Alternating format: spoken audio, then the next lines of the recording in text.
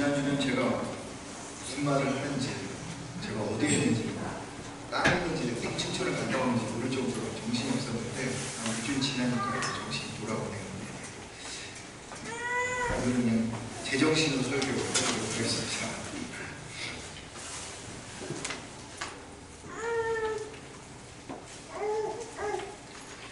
예, 우리 교회가 벌써 19년이 19살, 3년이 됐네요. 2000년 11월 5일에 한기철 목사님과 몇 분 모이셔서 시작했던, 그 전부터 시작했다가 개척은 아마 11월 5일 날 했던 것 같아요. 우리 박종영 목사님도 그때 계셨던 것 같고 서정원 목사님도 그때 계셨던 거 제가 들었는데, 그렇게 시작된 교회 벌써 19살이 됐습니다. 제가 네 번째 목사인데요. 세 분의 목사님이 이렇게 오시면서 여러 질곡도 있었음에도 불구하고 교회가 이렇게 든든하게 잘 설 수 있었던 것은 하나님의 강권하심도 있었고요. 또 이곳저곳에 이름도 없이 또 빛도 없이 섬겨주시고 헌신했던 성도님들의 그런 수고들이 있었기 때문이 아닐까 생각을 합니다. 너무 감사드립니다. 19살 된 우리 교회에게 우리가 같이 나눌 말씀이 뭘까 하고 지난 주간에 기도를 하다가 문득 그 새벽 시간에 하나님께서 요한계시록에 나오는 7개의 교회를 떠올리게 해주시고, 그 중에 하나인 서머나 교회를 떠올리게 해주시더라고요. 그래서 오늘은 서머나 교회를 중심으로 해서 함께 좀 말씀을 나누도록 하겠습니다. 요한계시록을 보면은 하나님께서 사자를 통해서 사도 요한에게 말씀하시는데 7개 교회가 나옵니다. 에베소 교회, 서머나 교회, 버가모 교회, 두아디라 교회, 사대 교회, 빌라델비아 교회, 그리고 라우디아 교회, 7개 교회가 나오는데요. 왜 6개도 아니고 8개도 아니고 7개 교회에게 편지를 했을까요? 사실 그 7개 교회 주변에는 여러 교회들이 많이 있었거든요. 히에라폴리스와 같은 교회도 있었거든요. 여러 교회들이 있었는데 7교회가 선정이 됐습니다. 그렇다고 7교회가 다 하나님 앞에 칭찬받았던 교회냐? 아니면 다 혼났던 교회냐? 그것도 아니에요. 5교회는 하나님 앞에 책망과 혼을 났던 교회이고, 2개 교회, 서머나 교회와 빌라델비아 교회. 그래서 제가 칭찬받았던 서머나 교회, 그 서머나 교회를 선택해서 말씀을 나누는 것인데, 그렇게 5개 교회는 책망을 듣고 2개 교회는 이제 하나님 앞에 칭찬을 받았는데, 그렇게 어떻게 한쪽으로 몰리는 게 아니라 이게 나누어져 있는 7개 교회를 선정했다는 이유가 뭘까라는 거죠. 거기엔 의미가 있다는 거죠. 7이라는 숫자가 어떤 숫자죠? 하나님의 숫자고 완전한 숫자인 거죠. 그렇기 때문에 7개 교회에게 보냈지만은 실상은 7개 교회에게 보낸 것이 아니라, 즉 2000년 전에 밤모섬에서 환상을 보고 사도 요한이 썼던 그 책의 7개 교회, 그 7개 교회에게만 보내는 편지가 아니라 모든 교회들에게 보내는 편지라는 말입니다. 이 말은 무슨 얘기일까요? 그 모든 교회는 어느 교회도 포함이 되어 있는 거죠? 메이플리치 교회도 포함이 되어 있는 거예요. 예. 그리고 7개 교회라고 하는 것은 그 당시 공간적으로 소아시아, 터키 지역에 있었던 교회들만을 가리키는 것이 아니라 그 외적으로 다른 교회들 뿐만 아니라 시간적으로 1000년 혹은 2000년 그리고 앞으로 올 모든 교회까지 다 이제 통틀어서 의미하는 바라는 겁니다. 그러니까 7개 교회에게 편지를 했다라고 하는 것은 모든 세대, 어떠한 곳에 있던 오고 오는 모든 세대의 교회들에게 보내는 편지다라고 생각해 본다면, 창립 19주년 19살 된 우리 교회에게 통일 동일하게 던지는 하나님의 말씀이요 편지라고 하는 것입니다. 그 7개 교회 중에 저는 서머나 교회를 선택한 것, 칭찬받았던 두 교회가 있었는데 서머나 교회와 빌라델피아 교회입니다. 그래서 여러분 주변을 돌아보시면 서머나 교회라는 이름을 가진 교회가 있어요. 그리고 빌라델피아 교회라는 이름을 가진 교회가 있어요. 이 밴쿠버에 서머나 교회도 있고요, 빌라델피아 교회도 있어요. 그러나 두아디라 교회 들어보셨나요? 이 밴쿠버에 없습니다. 라우디아 교회라고 하는 교회 이름을 들어보셨나요? 없습니다. 왜 그럴까요? 책망을 받았던 교회이기 때문에 책망받은 교회를 여러분 이름을 명칭해서 개척하는 교회는 없다라고 하는 거죠. 서머나 교회, 그래서 오늘 이 서머나 교회를 통해서 하나님이 우리 교회에게 어떤 말씀을 하실지 함께 좀 생각해 보려고 합니다. 서머나라고 하는 지역이 있습니다. 이 서머나라고 하는 지역은 아까 말씀드렸던 7개 지역이 에베소, 두아디라, 이게 뭐 다 예를 들자면 이런 거예요. 서리, 리치몬드, 버나비, 서리 교회, 리치몬드 교회, 버나비 교회, 이런 식으로 명칭을 붙여서 한 교회들이거든요. 그러니까 두아디라, 버가모, 사대, 이게 사대라고 하는 지역에 사대 교회가 있고 또 버가모라고 하는 지역에 버가모 교회가 있는 것처럼 7개 지역에 세워진 하나하나의 교회인데 다 사라졌어요. 7개, 2000년 전에 세워졌던 7개 교회가 다 사라졌는데 딱 하나 지명이 남아있는 지역이 이 서머나입니다. 서머나라고 하는 지역이 지금도 남아있어요. 이즈미르라고 하는 단어를 들어보셨나요? 터키에 가보면 이즈미르라고 하는 지역이 있는데 이 지역이 서머나입니다. 다른 지역들은 다 파괴가 되었는데 이 이즈미르라고 하는 이 지역에 이 서머나 교회가 세워졌어요. 이 서머나 교회, 서머나는 에베소, 소아시아의 가장 큰 도시였던 에베소로부터 북쪽으로 한 50km밖에 떨어지지 않았던 그런 도시였습니다. 풍성한 그런 자원들이 있었던 곳이었고, 그리고 번영된 경제활동이 잘 이루어졌던 곳이었습니다. 이곳에 여러분 우리가 익히 들어왔던 사람이 한 명 태어났는데 고대 유명한 서사 시인이 있는데 누구죠?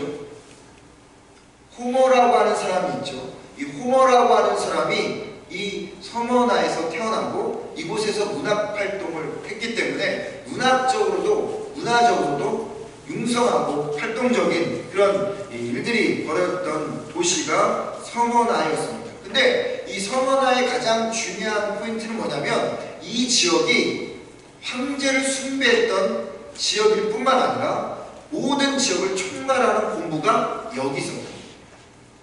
모든 그 당시 서머나 교회가 세워졌던 당시의 주변 상황을 보면 로마가 다 정복을 해갖고 황제의 신전을 이곳저곳에 세웠는데 그 신전들이 이곳저곳에 분포되어 있다 보니까 관할해야 될 본부가 헤드쿼터가 있어야 되지 않겠습니까? 그 헤드쿼터가 어디 있었냐면 서머나에 있었어요. 그러니까 어느 지역보다 서머나는 황제의 숭배가 융성했던 그리고 활발했던 곳이어서 세 군데 그 신전이 있었어요. 티베리우스 신전, 하드리안 신전, 이 티베리우스 황제, 하드리안 황제, 그리고 칼리큘라,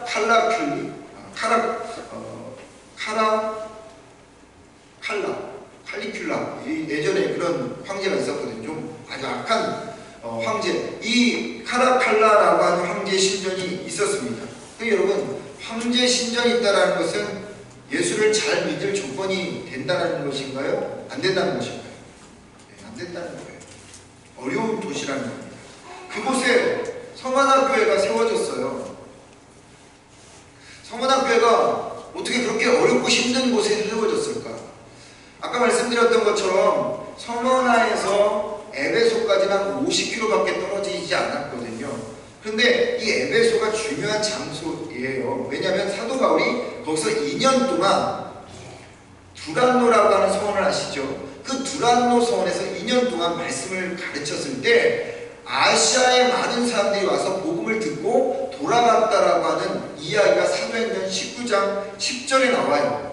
그러니까 이 소아시아에 속해 있었던 이 서머나의 지역에 있는 사람들이 왔다가 바울의 복음을 듣고 돌아가서 그 그곳에서 교회를 세웠다고 하는 것입니다. 좋은 조건과 환경에서 교회를 세운 것이 아니라 힘들고 어려운 상황 속에서도 그 서문학교의 사람들은 믿음, 하나님 앞에 신앙생활하기 위해서 그곳에서 교회를 세운 거죠. 그러니까 서문학교회는 자립교회가 아닙니다. 미자립교회예요. 어렵고 힘든 경제적으로 상황이라는 겁니다. 그걸 본문을 통해서 이제 우리가 좀 살펴보도록 하겠습니다.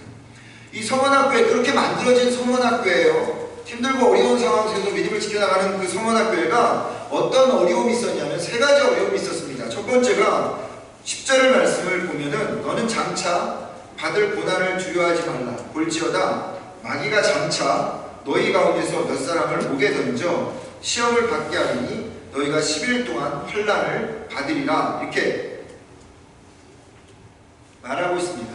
환난이라고 하는 이 말의 의미는 거대한 그 돌이 있는데 그 밑에서 깔려갖고 서서히 죽어간다라는 그런 의미를 말하는 것입니다. 로마가 이렇게 핍박을 교회를 향해서 가했던 상황이라는 거죠. 서만한 교회를 향해서 핍박을 점차 좁혀오면서 그들을 목좌 죽이고 있었던 상황입니다. 로마가요, 식민지를 이제 만들 때요, 아주 머리를 잘 썼어요. 그냥 한꺼번에 들어가서 확 다 없애버리고 자기네 문화를 심어놓은 게 아니에요. 처음에 들어가서 그들의 문화를 인정해줘요. 그러니까 이스라엘 땅에 들어가면 어떤 종교를 인정해주냐면 유대교를 인정해줬던 거예요.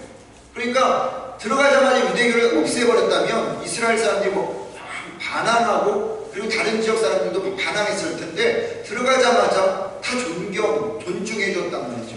그러니까 유대교를 믿으면서도 그들은 그냥 제사는 있었지만, 황제에 대한 제사는 있었지만 제사를 뭐 굳이 드리지 않아도 황제에 대한 예의로 그냥 인사를 하고 황제를 위해서 존경하는 마음을 가지면 됐던 거죠. 마치 일제시대 때 어떤 상황입니까?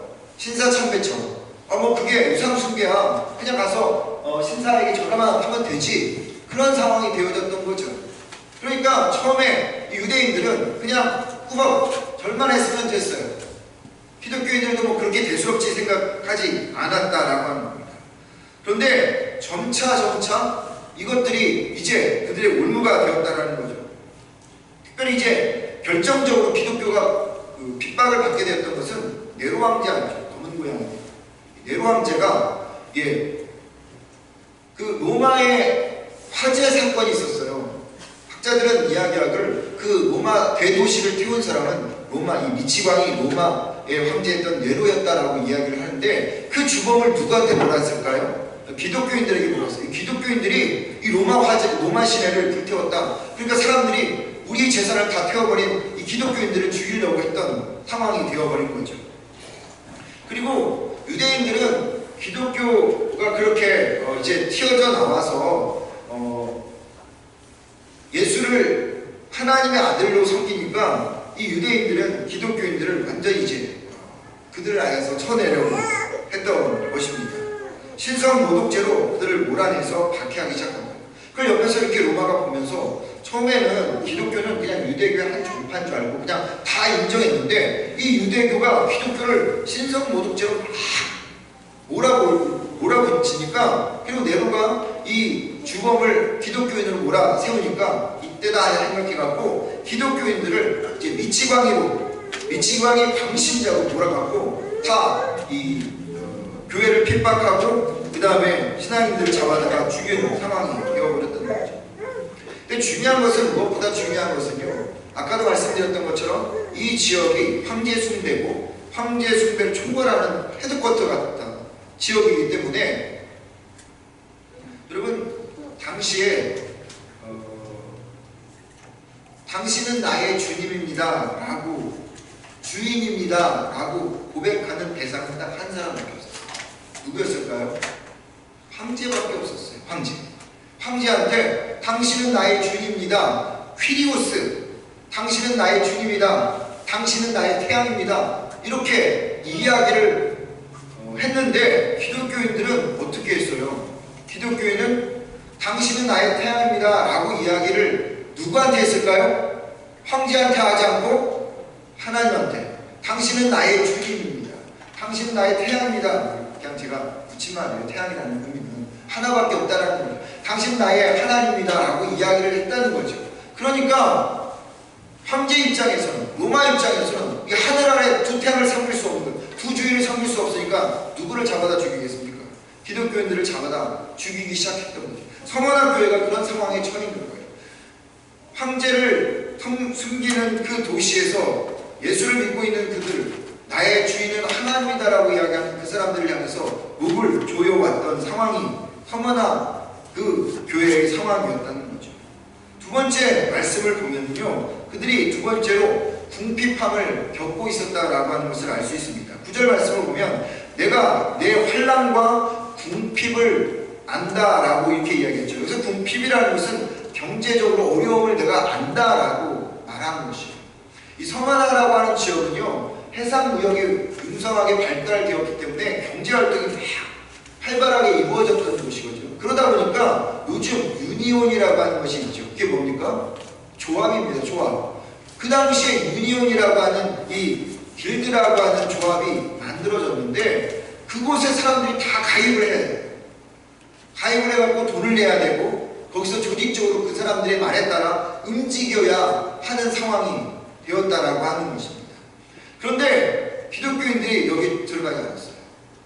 왜 들어가지 않았냐면 들어가면 돈을 내야 되고 그리고 거기에 행동 규칙에 따라 해야 되는데 그 모든 행동의 규칙들이 다 뭐냐? 다 우상숭배에 관련되어 있던 거예요. 돈을 내면 그 돈을 가지고 이 돈을 어디다 갖다 바쳤냐면 신전에다 갖다 바쳤어요. 그럼 신전에서 제사를 지내고 그 신전으로 다시 돈이 나와갖고 이 서머나 지역을 돌렸단 말이죠. 그러니까 자기가 내는 돈이 우상숭배에 쓰여지기 때문에 이 사람들이 냈을까요? 안 냈을까요? 내지도 않았을 뿐만 아니라 이 길드에 이 유니온의 조합에 들어가지 않았어요.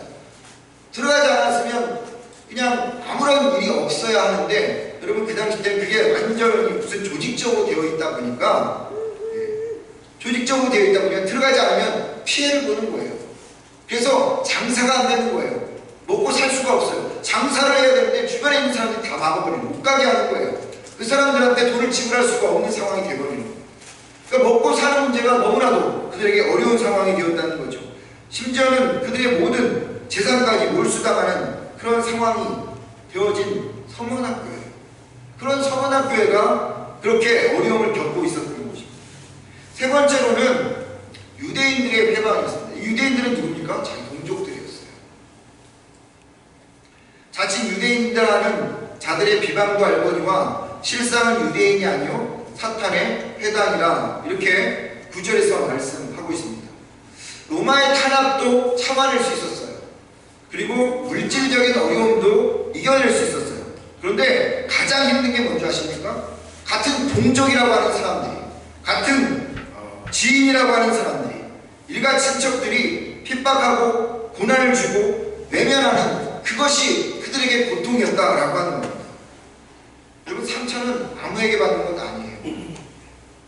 소중한 사람한테, 내가 소중하다고 생각하는 사람한테 상처받지, 내가 별것도 아닌 사람들이라고 생각하는 사람들한테는 절대 상처받지 않습니다.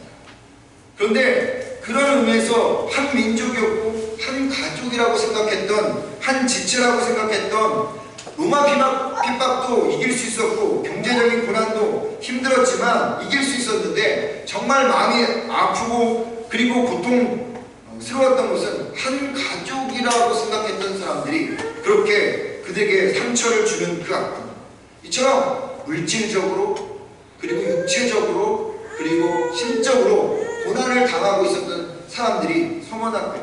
그러니까 뭐 하나 제대로 하나님 앞에서 교회 생활, 교회를 개척할 수 있는 상황이 아니었는데, 그렇다면 이 서머나교회가 어떻게 하나님의 칭찬을 받았을까요? 무엇 때문에 하나님의 칭찬을 받았을까요? 두 가지. 첫 번째는 9절 말씀입니다.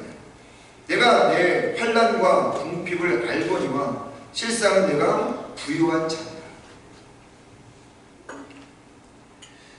로마의 핍박도 경제적인 어려움과 동족의 배신들 같은 외적인 그들에게 요소들이 있었지만은 내면적으로 영적으로 성만학교회는 소아시아의 다른 어느 교회보다도 풍성한 부유한 그런 교회였다고 하는 것입니다. 여러분, 7교회 중에 아주 잘 사는 풍성한 아주 큰 교회가 있었어요. 어떤 교회냐면 라오디아 교회라고 하는 교회였습니다. 이 라오디아 교회는 라오디아라고 하는 지역은요, 무엇으로 유명했냐면 안약으로 세계적으로 유명을 했습니다. 세계적으로 안약이 아주 유명했던 곳이었기 때문에 경제적으로 라오디아 교회도 풍성했어요. 잘은 모르겠지만 큰 교회였을 수도 있겠고 많은 사람들이 모여 있을 수도 있었을 것입니다. 그래서 그들은 생각하기를, 와, 우리는 부자다, 야, 우리는 잘 산다, 우리 교회는 정말 훌륭한 교회야 라고 생각을 했단 말이죠, 라오디아 교회 성도들이. 그런데요, 하나님의 평가는 그렇지 않았습니다. 계시록 3장 17절을 보면 내가 말하기를, 즉 예수님께서 말합니다. 나는 부자라 부유하여 부족한 것이 없다. 죄송합니다. 내가 말하기를, 그러니까 너희들은 스스로 말하기를, 나는 부자야, 나는 부유해, 나는 많은 것을 갖고 있어, 돈도 많고 큰 집도 있고 많은 것들을 누리고 있어 라고 이야기를 하지만 내 곤고한 것과 가련한 것과 가난한 것과 눈먼 것과 벌거벗은 것을 알지 못하도다 라고 이야기합니다. 자기 스스로는 부자라고 생각하고 부유하다고 생각했던 라오디아 교회 그 성도들, 그런데 하나님의 평가를 뭐라냐면 그들은 가난하다, 눈멀었다, 벌거벗었다 라고 이야기를 하고 있다는 것입니다. 모두가 라오디아 교회를 보면서 풍성한 교회라고 이야기할 때 하나님은 너 아니다 라고 말하는 거죠. 경제적으로 풍요로울지 모르지만 그들의 내면은 비어 있었습니다. 영적인 가뭄에 놓인 교회가 라오디아 교회였다는 거죠. 거기에 비해서 성만학 교회는 어떤 교회였다고요? 경제적으로 핍박을 받았던 교회였습니다. 어려움을 당하는 교회였다는 거죠. 그런데 그들의 삶에 모든 관심은 경제적인 것이 아니라 하늘 소망에 대한 것이었다라고 하는 겁니다. 하나님만으로 만족을 살았기에 그들은 하나님께 부유한 교회라고 평가를 받았던 것입니다. 사실 많은 교회가 외적으로 부유해지기를 바라는 세대 속에서 이 성만학 교회가 우리에게 주는 메시지는 분명합니다. 하나님의 교회는 물질적으로 움직이는 것이 아니라는 거죠. 하나님의 교회는 외적으로 보여지는 것으로 움직이는 것이 아니다라고 하는 것입니다. 하나님의 교회는 영적으로 내면적으로 풍성한 교회, 그것이 하나님이 원하는 교회라고 하는 것이죠. 두 번째, 이 성만학 교회가 칭찬받았던 이유는 충성하는 교회였기 때문입니다. 10절의 말씀을 보면 내가 죽도록 충성하라, 그리하면 내가 생명의 관을 내게 주리라 라고 이야기합니다. 히브리어로 충성은요, 주인을 향한 생각이 변함이 없는 것입니다. 그리고 헬라어로 충성은 꾸준히 자기가 맡은 일을 감당하는 것입니다. 그러니까 여러분, 이 히브리어나 헬라어에서 충성이라 하는 말은 변함없는 꾸준함으로 그 자리를 지키는 것이다 라고 말하는 거죠.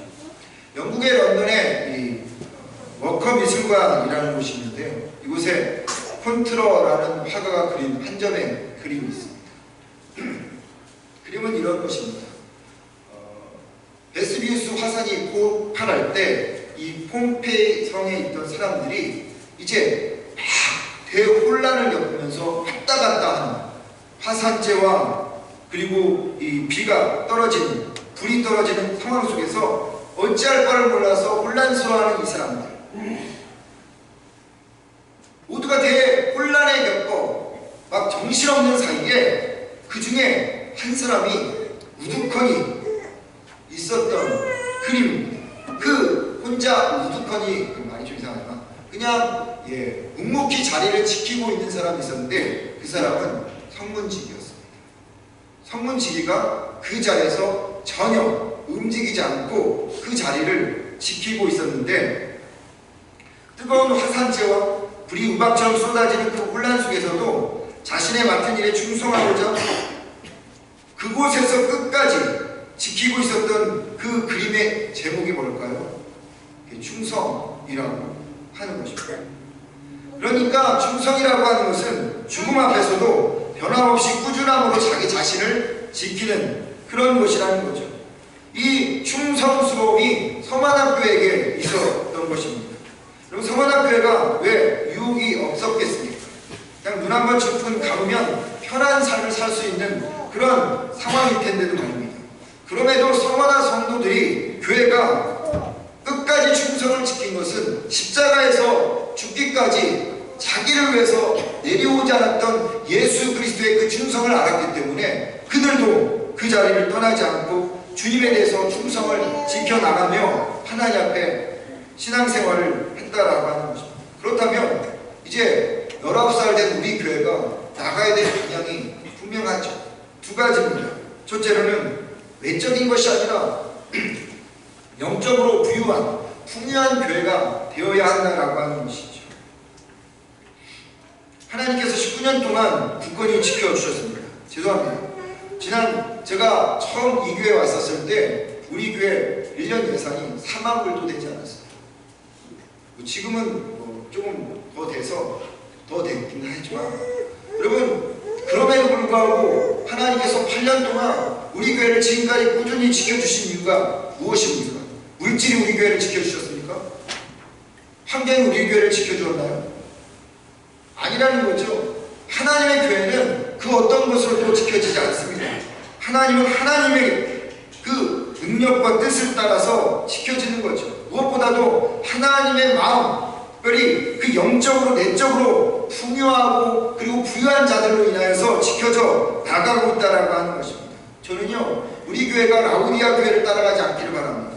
그들은 많이 가졌다라고 이야기를 하지만 실상은 가난한 자였습니다. 그러나 서만학 교회는요, 가진 것이 부족하고 그리고 없었지만 영적으로 풍성한 교회여서 그 풍성함을 다른 사람들에게 나누어 줬다는 거죠. 여러분, 내가 가지고 있어야 뭔가를 나눠줄 수 있는 거 아니겠습니까?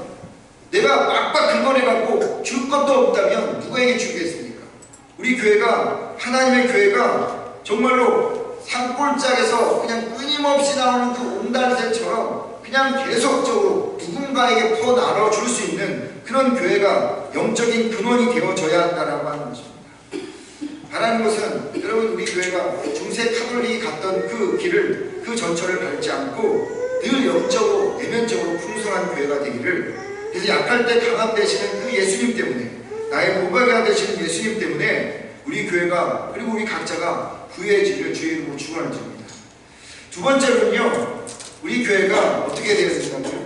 충성하는 교회가, 끝까지 충성하는 교회가 되어져야 한다는 거죠. 어느 날 젊은 신하가요, 지혜로운 왕에게 나왔습니다. 어떻게 하면 끝까지 충성할 수 있는지 좀 알려달라고 이야기를 했어요. 그랬더니 왕이 다른 신하를 시켜서 이게 대접에 물을 받아오라고 했습니다. 그래서 대접에 물을 받아왔는데 조금만 흔들려도 금세 물이 이제 넘치는 그러한 그릇이었어요. 이 신하에게 이것을 가지고 이제 쭉 도시를 한 바퀴 돌아오되 내가 2시간을 시간을 줄 테니까 한 바퀴 쭉 돌고 와라. 2시간 안에 못 돌아왔을 때도 나는 너를 죽이겠다. 그리고 돌아오다가 물 한 방울이라도 떨어뜨리면 내가 뒤에 군사를 시켜서 너를 그 자리에서 죽이게 하겠다라고 이야기를 했습니다. 그리고 젊은 신하에게 출발하라고 했죠. 대접에 물을 받은 이 신하는 온 힘을 다해서 집중해서 이제 뛰기 시작했습니다. 한 방울도 떨어뜨리지 않기 위해서 집중하면서 거기에, 그러면서 그 2시간 안에 도착을 했습니다. 땀을 뻘뻘 흘리면서 한 방울도 흘리지 않고 돌아왔습니다. 신하가 도착했을 때 왕이 물었습니다. 너 물을 들고 갈 때 모퉁이의 구둣가게를 보았느냐? 못 보았습니다. 그럼 쌀가게는 보았느냐? 못 보았습니다. 그러면 가구점은 보았느냐? 못 보았습니다. 물이 쏟아지지 않도록 하기 위해서 거기에 집중하느라 다른 것들을 볼 수가 없었습니다. 그랬더니 이 왕이 그랬습니다. 충성이란 하나에만 집중하는 것입니다. 이것저것에 마음을 빼앗겨 가는 것이 아니라 끝까지 충성하는 길이 하나님의 길이다 라고 이야기합니다.